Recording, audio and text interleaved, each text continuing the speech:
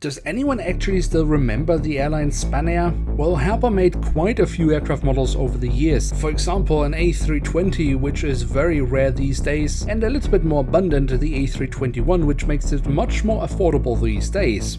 So let's see if it's actually worth our time today.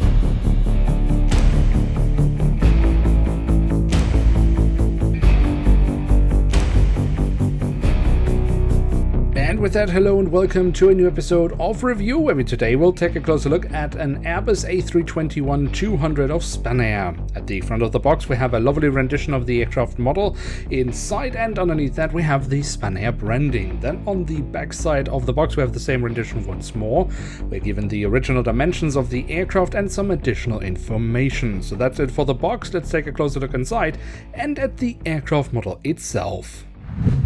And here she is, the Airbus A321-200 in one of the former standard liveries of the airline. To be precise, this corporate design was used by the airline from the late 1990s until 2009. The model itself was produced by Herpa Wings back in 2004. So with no further ado, let's take a closer look at the aircraft model to see what it actually has to offer. And we start our tour around today's aircraft model with a look at the tail section, where we on the vertical stabilizer find the former Spanair branding, and above that we have the last three letters of the registration code.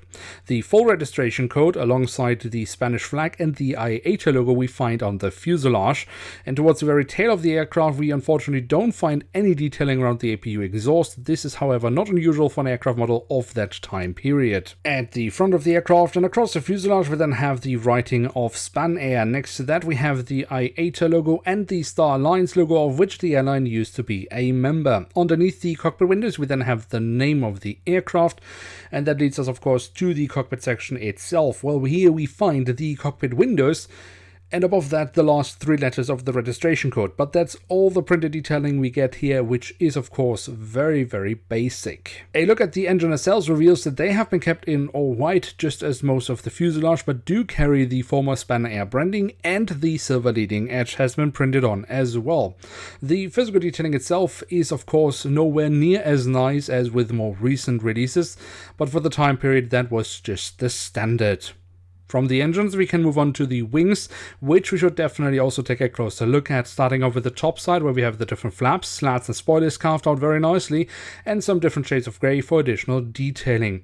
The underside of the wings I would say has nice physical detailing, and here we also find the full registration code of the aircraft once again. The A321 has also been equipped with the classic wingtip fences, which I actually think looks pretty decent with this little bit of orange colouring. The landing gear is the standard landing gear that Herpa Wings used for all the Airbus A320 family aircraft models at the time. That is however really good news, because it looks much better than anything we get these days from Herpa, although we also here are missing some printed details around the front landing gear. And then last but not least we do also have the doors to the cargo compartments printed on here at the back of the aircraft, and also here at the front of the aircraft.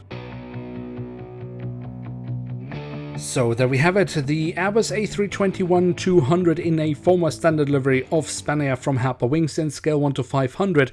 And what can we say about this aircraft model? Well, if you are on the lookout for a top-notch model with a plethora of detailing, then you have to keep looking, because this model is definitely not it. In fact, I would say it is difficult to get more basic than this aircraft model. But it is certainly also not all doom and gloom with this aircraft model, because we do have the very lovely mold from Herpa Wings, especially around the cockpit section. It looks way better than anything Herpa offers us these days, and the same goes for the landing gear, which is far beyond what Herpa is doing today. Still, I don't think this model is everybody's cup of tea. I would definitely recommend it for someone who is a huge fan of Spanair, or if someone wants to make custom models, I would say this is actually a pretty decent model, because you get a great mold and the model itself doesn't cost you that much these days. So with that conclusion we have reached the end of today's episode. If you have enjoyed the video, then don't forget to leave a like, that would be very much appreciated, and of course if you are new around here, why not hit subscribe. Now with that I would like to say thank you very much for watching, hope to see you soon again. I'm checking out, and bye.